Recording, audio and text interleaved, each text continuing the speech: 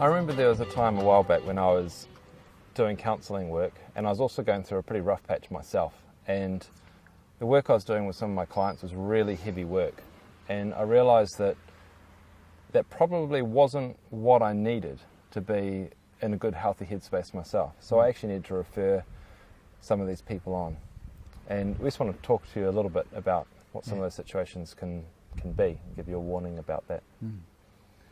Yeah, I think that's true, isn't it? You know, we all come into life carrying stuff from the past. So if you ever find you're in a situation of working with someone where it evokes things inside you that are upsetting, in other words, they're past situations that might look the same.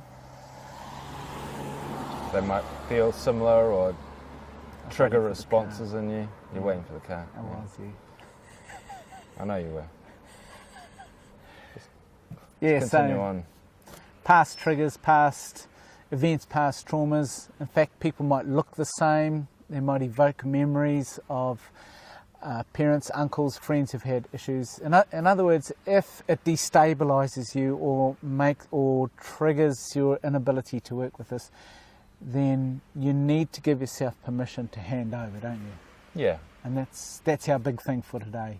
Yeah, that's the main thing we want to do, is give you permission to pass a client or a friend over to someone else to care for them if you weren't feeling like you were steady enough or safe enough to be working with them at the moment.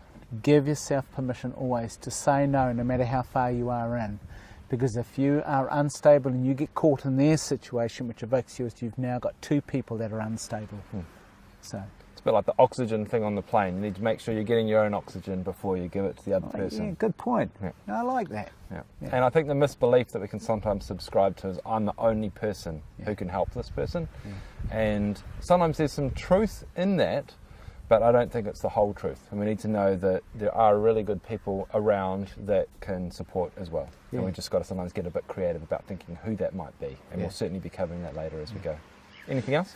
Oh, there's a couple other things, like sometimes people, you need to know the difference between rescuing and helping.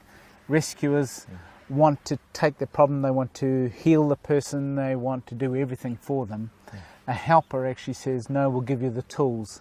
So that's important. And the other thing is, if you're going to be working with someone, you've got to make sure that you have a supervisor or a mentor or someone who can check you out and check that you are safe and working well. Now, Joel and I have supervisors, people we check with all the time. And if people come to us and say that they're working with suicidal people, then we become their mentors, their supervisors. So have you got someone?